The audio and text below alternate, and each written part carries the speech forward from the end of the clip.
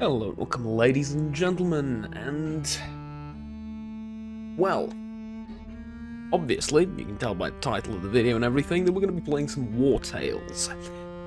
Now, Wartales is a semi-realistic RPG. It's isometric, it's turn-based combat, and it's about managing your warband. You manage their relationships to some extent, they sort of develop organically.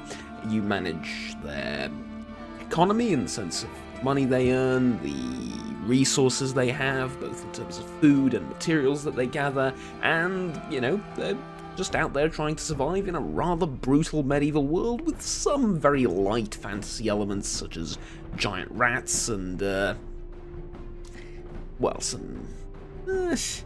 I don't want to spoil it. There are some light fantasy elements, let's just say, here and there.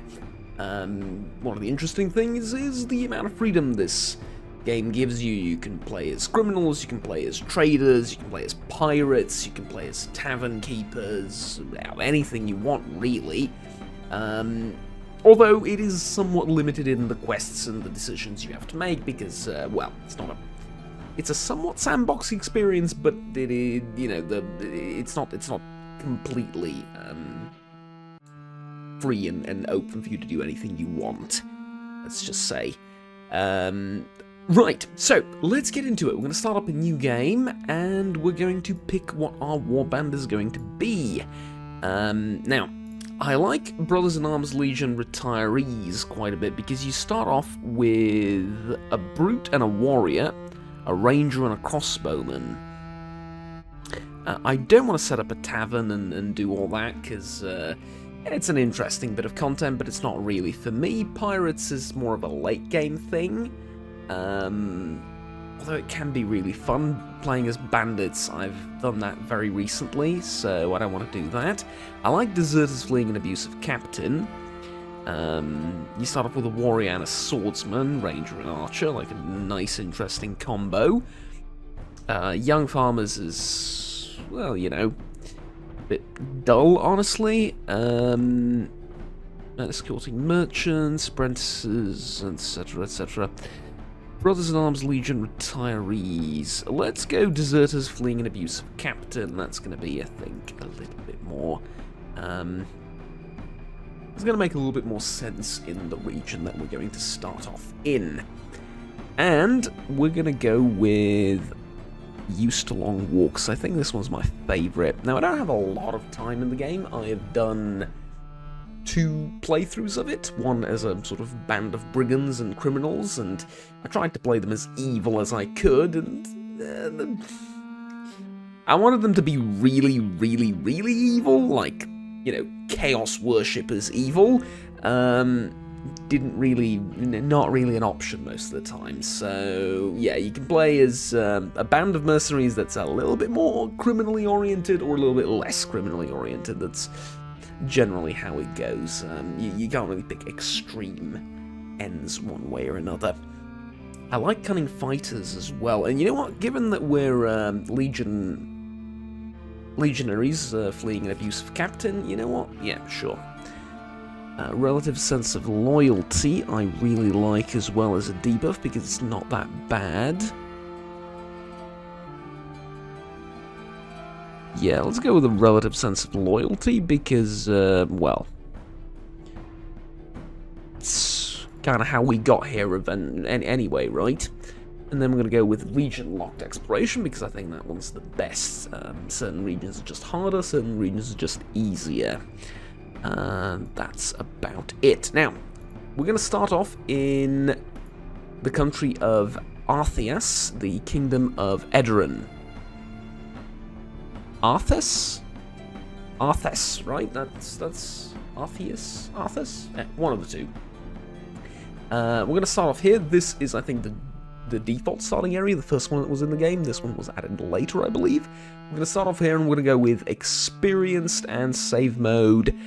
I'm going to go with free just because of the YouTube recording thing, even though I'm intending on playing a little bit more like Iron Man than this. In that I don't really intend on restarting fights or anything like that, so I'm just keeping it free because of that. I've played on Novice, it's a little bit too easy. I've tried playing on Expert, and here's the thing, both the survival and the combat difficulty feels a little bit too much, and it doesn't really seem fun, so we're going to go with Experienced. I know for people that have played this game quite a bit, probably Extreme is the way to go, right? But it's just a bit too much, honestly. I like the fact that my characters are kind of, how do I put this, they're the protagonists, right? And I like them being a little bit better than everyone else off the get-go. Even though with this difficulty they aren't most of the time, it's sort of up in the air, depending on like the groups you encounter and attack and stuff like that. But yeah, let's just say I like the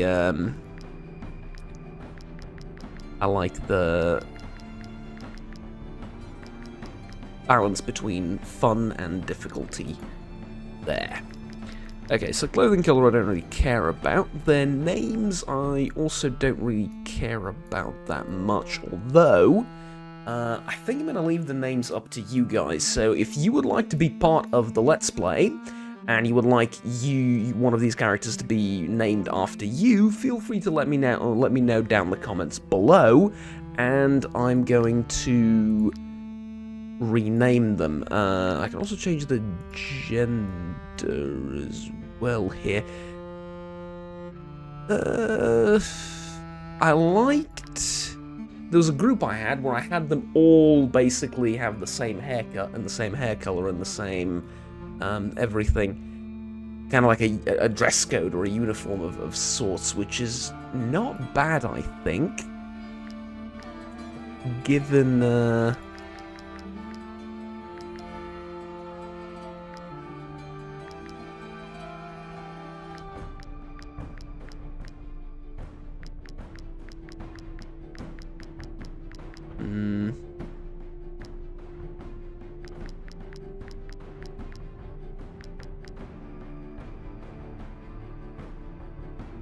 Yeah, let's go with this. And then for the guys, it's gonna be no beard, because legionaries, right? Romans would consider that barbaric. And then the hair, can we do the same hairstyle for everyone? We can. What's the most Roman-esque hairstyle out of all of these? It's probably going to be this one, right? I mean, not very Roman, but anyone that says this is banned from the channel permanently, just for the record. No. Definitely not. Oof, definitely not. No. No, not a fan of any of these, honestly. We're gonna go with this one. So that's gonna be the uniform and the hairstyle for everyone. So, again, no facial hair, and that's the haircut. And you'll see as we play later down the line why this is kind of important. Because I like sort of being able to visually tell that all of these are a part of my group. Especially because they're going to have very different weapons and armor as you know, find different legendary weapons and different things. And so yeah, I think that's gonna be important. So in the usual Juggernaut fashion, 10 minutes into the video, we're gonna start off our journey. Now, I think I've alright, enough is enough. Let's read this first and I'll get more of it. At the beginning, enough is enough. After bearing the horrible captain's abuse for far too long, your companions can finally enjoy their well-deserved freedom. Although, deserters are never a welcome sight, be it for their former colleagues or the locals who regard them as traitors for some reason. They will need to keep their heads down while still making a living. Indeed, and that means we start off wanted, or rather we start off suspicious to the guard. I think the moment we drop below... No, we're currently not wanted by the guard. Huh. Okay, well, that'll just go down on its own over time. No problem. We do have all the extra DLCs installed as well. We might see some of that content. But for now, let's talk about the Let's Play itself. This comes in the wake of my Fallout London Let's Play, which has been taking, honestly, a little bit too long for my liking, and so I'm going to make a little break from... We already start with a level up from you?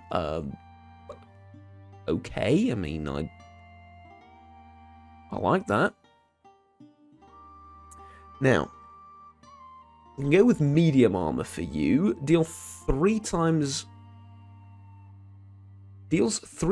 more damage to the target.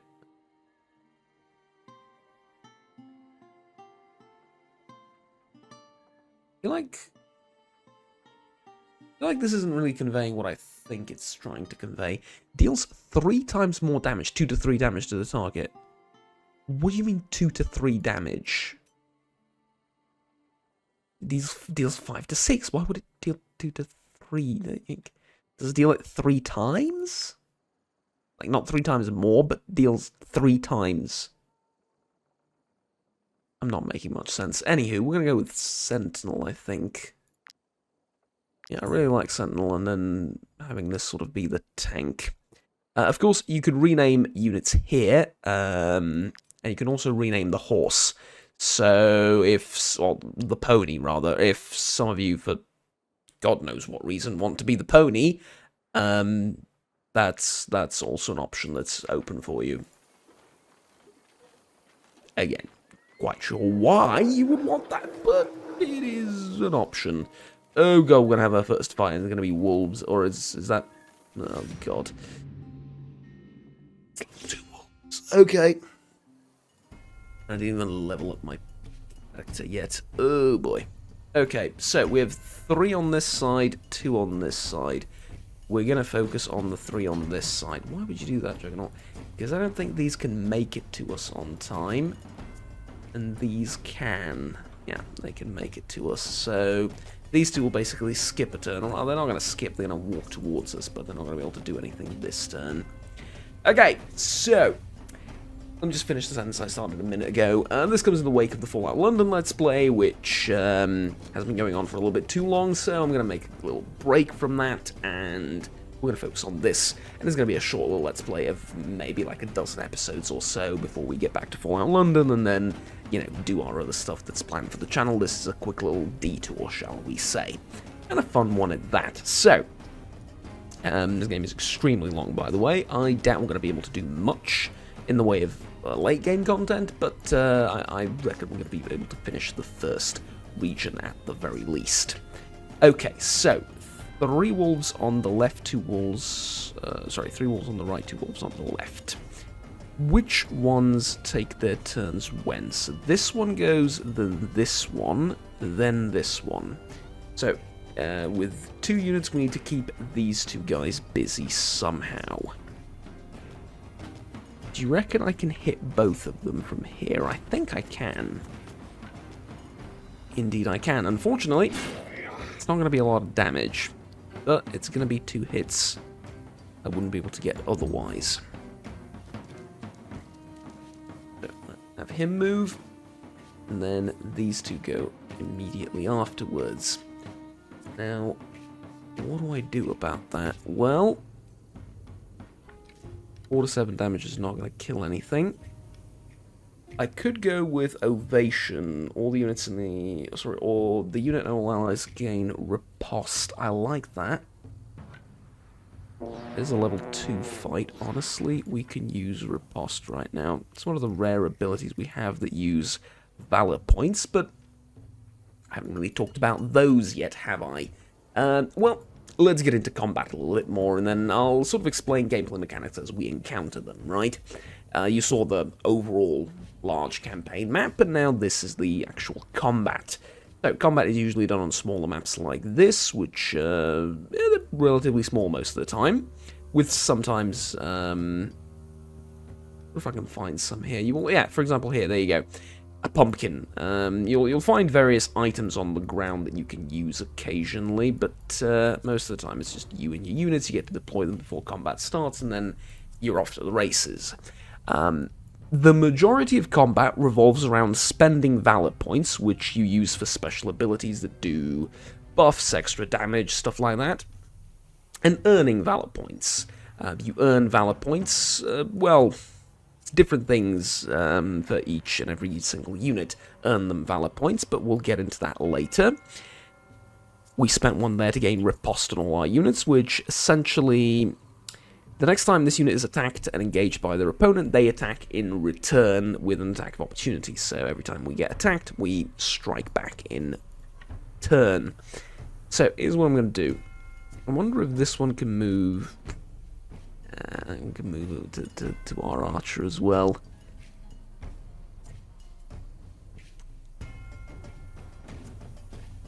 Oh well. Okay, we're going to go here, and we're going to engage this wolf. And then, you know what? There's no point in using Wrath, because it's not going to kill it. So I'd rather save the Valor point. Let's just end turn there. We're going to take some hits, unfortunately. Well, that's good. You're going to be able to kill him next turn. And then this one will hit the tank, which is pretty much what I want to happen.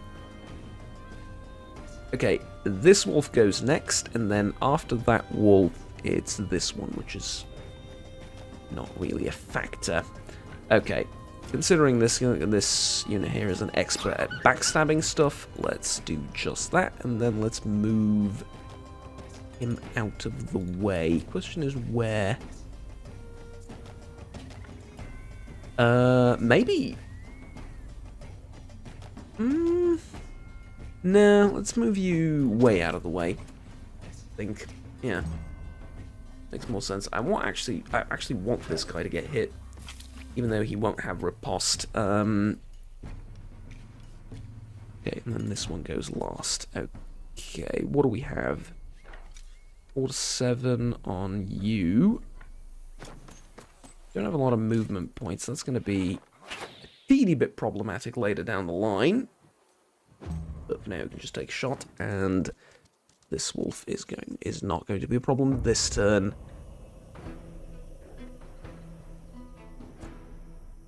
But the very next turn, it will. And I need to get rid of these as fast as I can. Okay, so no two ways about it, we have to start like this. Now, it's unfortunate that probably the archer's going to get hit this turn, but okay, it's not that bad. Riposte? No? No. Okay, but which wolf goes next? It's this one.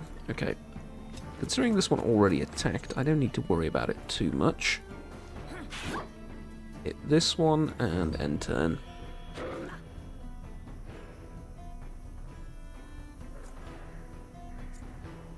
Then strike.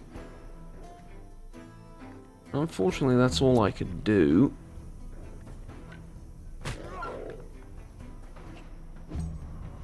Hey.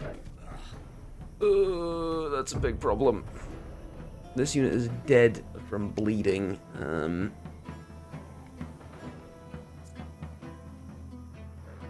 Well, not dead yet, but very soon will be dead. Bleeding to death. We do get galvanization, though. So, what is galvanization? It's the next gameplay element, right? This is morale. Killing enemy units raises your morale. Contrary, losing your own units will lose your morale, but ideally you won't lose any units over the course of the game. Of course, accidents happen, but hey. And there's 2 stages to boosting your morale. One is galvanization, which significantly boosts the damage all of your units do with all of their abilities, all of their weapons, everything. And then the final stage is a rout. Your opponents are overwhelmed, they will try and flee, and then you can decide whether to let them flee or try and finish them off, basically.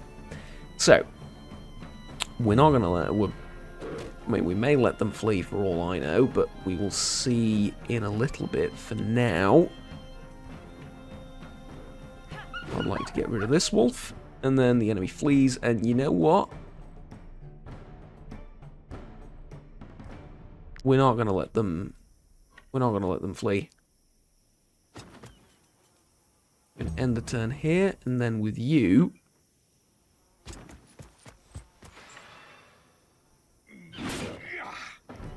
Okay, that's a real problem.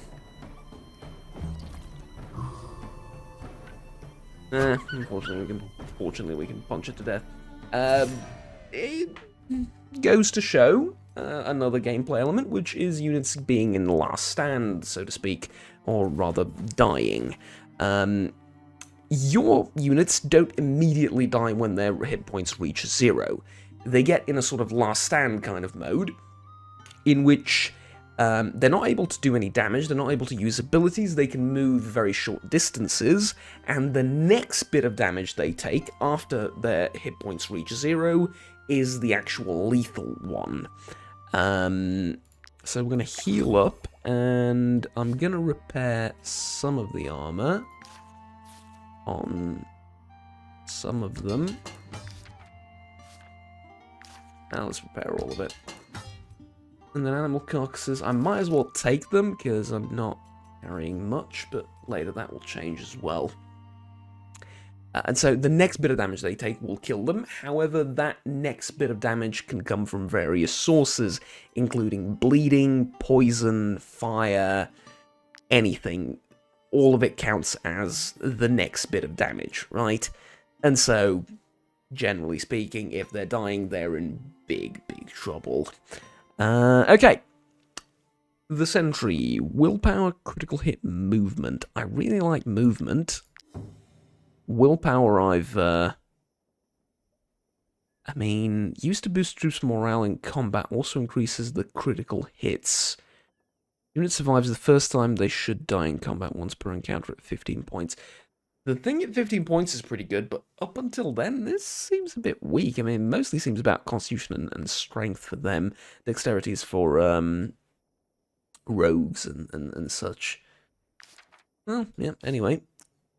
Speaking of, ranger, right, dexterity up to 2. And then I like this. Although I like this as well. Every time this unit kills an enemy, you gain 1 valor point. Every time you end your turn next to an enemy and you are not engaged in combat, you gain 1 valor. I like kills. I think I can get that a little bit more reliably on rangers. And then the archer, it's going to be every time an attack hits multiple units, every time you kill or you end your turn next to an ally.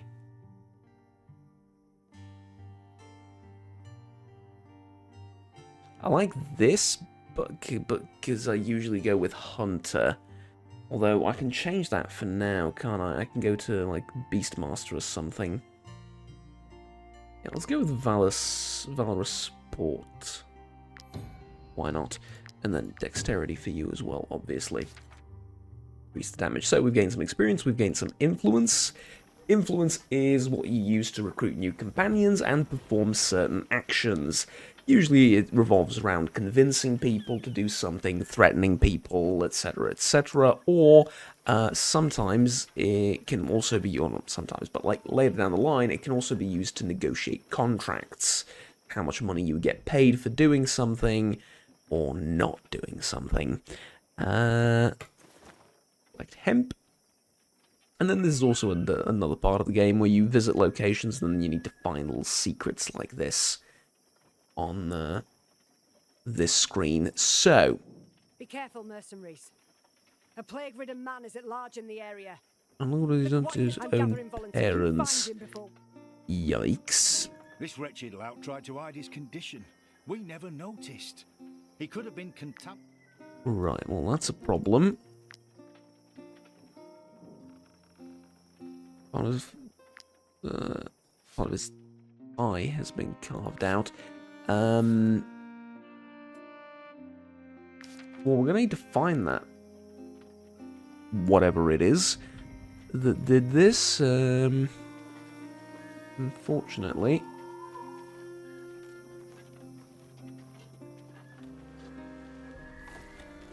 I don't think it's exactly going to be the easiest thing to do.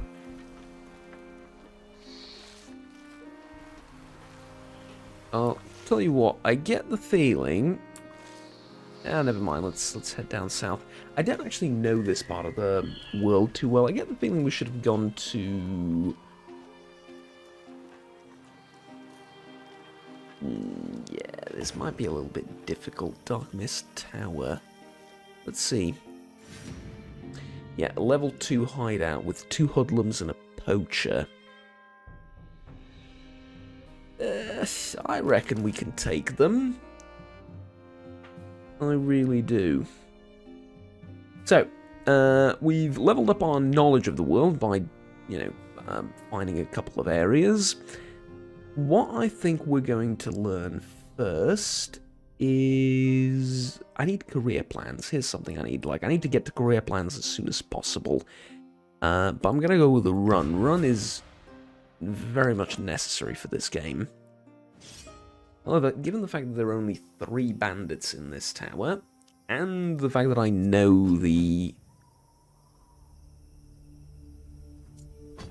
not outline, but know the layout, right? Yeah, I know the layout of this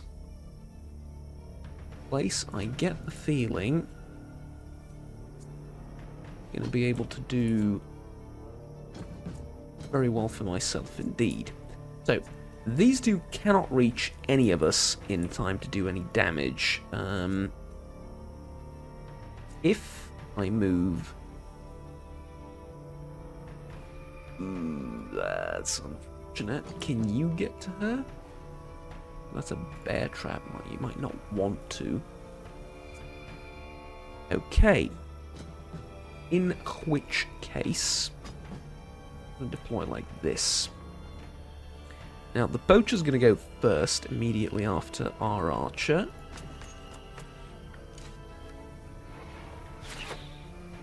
But there's no point trying to go back to dodge, because you will get shot by the poacher's arrow. Not much you can do about that. You're going to get pushed back as well. Then... I wonder if I can get to this oil next turn. Where can you go? Yeah, definitely get close to it. And have these guys approach us slowly. They're basically going to waste 1 turn to get to us. Then you are enough away from this guy's stabby business, right? Yeah, yes you are. Okay. Could have used ovation there. No real need, I don't think. And then you can go down there. Okay, both of the hoodlums are going on the left side. That's actually good. And not only that, but they've landed in the perfect position for me to go around them and cleave at both of them. I just realised they have a fair bit of HP, and that's going to be a problem. Okay, good news is neither of us... Forget about the good news. It's all bad news from here on out. Didn't even check who would go next. Shouldn't have moved this unit first of all. Should have used... definitely should have moved this unit to attack the archer. That is my mistake, and I'm going to pay for it with probably a significant bit of damage done on my units.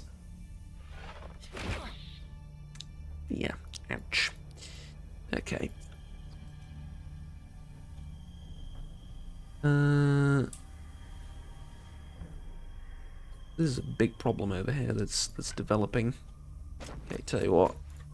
Do another shot on the poacher. And then you're next to your ally, so end the turn there, get a valor point.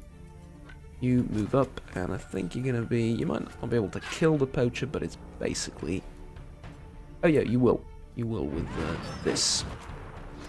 Okay, stop her from taking another turn. And then it's less than 10. Okay, 9 is less than 10, kind of, in some parts of the world. Not significantly more, but, you know. Okay. Now what? Well, now we stab again. That's good. That's good. We get galvanization. And then I would like to heal you up to 7.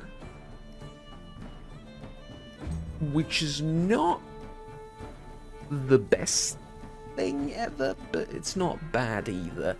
Now, here's also a thing. You can cleave your own troops, and this would be terrible, obviously, in this situation. However, you can also angle these area of effect attacks so that you only hit the enemy, which I always find kind of interesting. And also, if you only cleave with an AoE, you only cleave one enemy, you do get to engage them, which is not something I think I talked about yet, so here's an opportunity to explain it. What does it mean? Well, engaging an enemy means that you're basically locked in hand-to-hand combat with them, and if this enemy wants to, for example, now hit the unit next to my guy that is engaging him, he's going to need to disengage first, which lets him hit him for free once, which is pretty terrible most of the time. And so, yeah, you know, not great, obviously. End our turn there. Run this way. End our turn, and unfortunately, due to the fact that this guy can't move for shite, we're gonna get hit again. Oh dear. And now this unit is dying. So, like I said previously, not the end of the world, because he's not dead yet. However, if I'm to take a turn with him now, and, for example, move him down here and end his turn, he will die. Because he is suffering from poison. And, yeah, that one tick of poison is going to be enough to kill him. Fortunately for us, though, we can just stab, and that's about it. Alright, good. So, we can collect these things and an Outlaw's Tabard.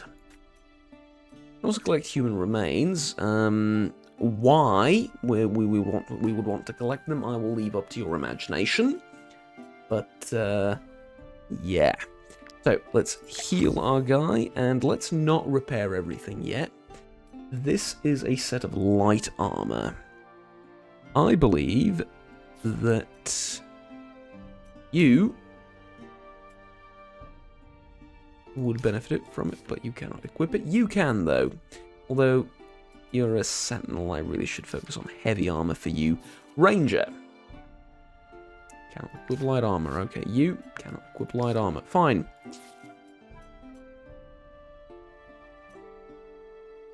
There you go. It's way better than what you have, and now you can be a proper tank. Okay, good. And so, it'll still take 3 to repair everything.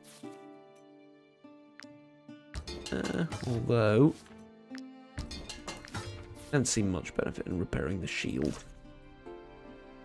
Okay, that's it. I'm going to try and preserve those repair kits. And then here, we can lockpick something. We don't have any lockpicks, unfortunately.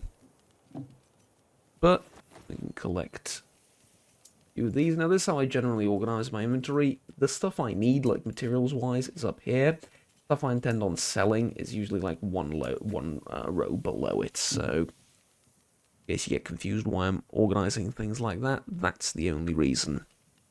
And then you sort of hover your mouse around these bars to try and see if you can find anything else. Can't click anything on the table. That's about it. And I can't open this because I don't have a lockpick. Although I may be able to craft one in our camp. Which is a great segue for the next bit that we need to do. Your troops will accumulate fatigue as they move through the map. Think of it like camping and sleeping in Baldur's Gate, for example. Once you use up your abilities and stuff, you need to eventually go to sleep, right? This is pretty much the same thing here. You need to rest, and you also need to build stuff and improve your camp too. How do you do that? Well, you start off with a nice little workshop here, and you can assign someone to be the camp workshop person, aka Tinkerer. And there you go. This person has been assigned a job and is a Tinkerer. Now, here's the thing. There's a lot of jobs, as you can see. We yet to discover a fair number of them, but you can only have one job per person. And so, yeah. We're going to need more characters, and we're going to need more companions eventually. Rather, well, not even eventually, we're going to need more companions soon. And so, there you go. We can now craft a piece of rope. And then we can also craft a lockpick, which is what we're going to do. And then the stuff down here, we're going to need more resources, but that comes later down the line. This guy, I want him to be a swordmaster. Go with that, and then I think Constitution will do, because he's taking a fair bit of damage. So, our compendium tells me that we've earned another tick, or another point, so we can unlock something. And, yeah, these knowledge points are used to unlock some of the most important things in the game, such as career plan, which is really, really good. But more on that later. You also unlock various bonuses for the campaign map in general, like, you know, cannibalism, this, which is a reduction in wages you need to pay by 10%, rationing reduces the amount of food you consume, and then also you unlock recipes. So, you might say, oh, Juggernaut Workshop, you already have that, why do you need to unlock it? This is the upgraded version, yeah? So, Assigned Tinkerer will produce 2 repair kits per rest. Bonus, you can now dismantle to obtain up to 1 repair resource. Up to 1 repair kit and resources. I don't think it's up to. I think it's... You can get more from some of the rarer stuff that you disassemble. But anywho, doesn't matter. We can also learn how to make the whip. Again, I'll leave it to your imagination why we might need that, but, yeah. I want to get this as fast as possible. So, we don't need anything from here anymore. We can close camp. You can open up the camp menu at any point in the game, basically. Now that we have a lockpick, we can actually assign one of our guys to be the thief of the group. And a part of me wants to not have a thief and sort of try and be the honourable guys in this world and try and, you know, not to do any stealing or whatever. And we're not going to. We're going to do maybe some light stealing from some people, but probably not. We're going to try and be honourable. However, you need lockpicking, and you can only lockpick with a thief, so... Yeah, tell you what though, he's gonna be a thief, but he's not gonna be an evil kind of thief, if that makes any sense. We're gonna go the more virtuous route, shall we say, with this playthrough at least. So, we're gonna assign this belt accessory to you to give you a little bit of willpower, and then Officer's Pelum is actually really, really good, but it requires level 2, and it requires a spearman, which we do not have. So we're going to store that and save it for later. And we're going to leave this area. We're going to head back north again. And I'm going to head to the starting town, which is supposed to be, I think, over here somewhere. However, oh yeah, we can actually use run now as well. Well, for at least a little bit. And as you can see, we now need to camp. We've accumulated fatigue through running around, fighting and all that, and we're going to need to camp. However, we don't really need to camp immediately. One of the things you can do is you can sort of delay the camping by at least a little bit. Let fatigue sort of go into the red. This is terrible if you get engaged in combat while it's in the red. But if you don't, you can sort of push your troops a little bit, and there's a couple of benefits to that I'll try and explain. Basically, you need to camp when fatigue gets low, and the amount of time you camp is irrelevant in the grand scheme of things. So we're going to end up camping a little bit longer because we need to go from red up to all the way up to here in the positive fatigue, but it's kind of irrelevant.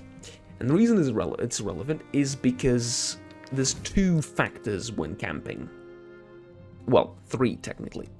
The amount of food you need to eat in order to have no unhappiness penalties. The amount of wages that need to be paid at the end of the day, which, as you can see, currently is 0, but we're going to need to pay wages every 3 rests. And so both of these things are fixed, and they don't depend on the amount of fatigue you accumulate. So we need to eat 18 food with 4 companions here. It doesn't matter if we camp when we've expended 5% of our fatigue, or more than 100% of it, and we're in the red. So just keep that in mind, that's why I'm doing this. I think it's a useful tip for starting off strong as well. Now, remember those heavy carcasses that were lugging around? We can actually eat them. Later down the line, they become a kind of useful resource. You can use a tanning rack to get leather from them, but for now, this'll do. And I'm not actually going to eat any of the wolf meat that we've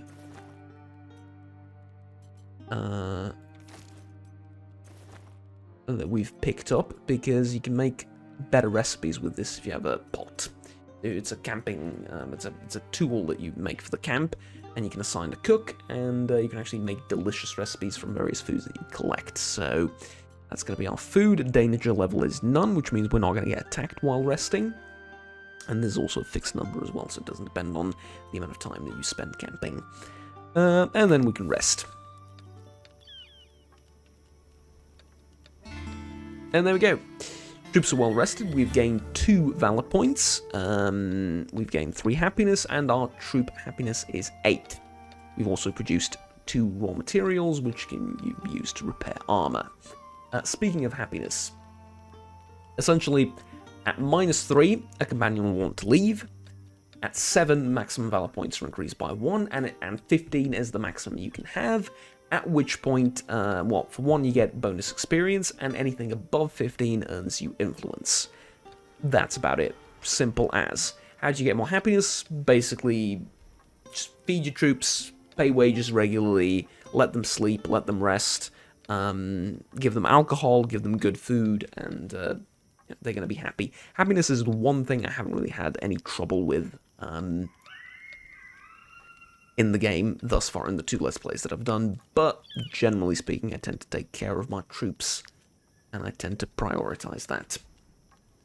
Okay, last thing, we're going to go to the companion, and we're going to go with career plans as soon as possible, like I said, because most of the time I have a ton of influence, and I don't know what to do with it, and these aptitude bonuses are going to be massive, I feel like, for making our lives easier.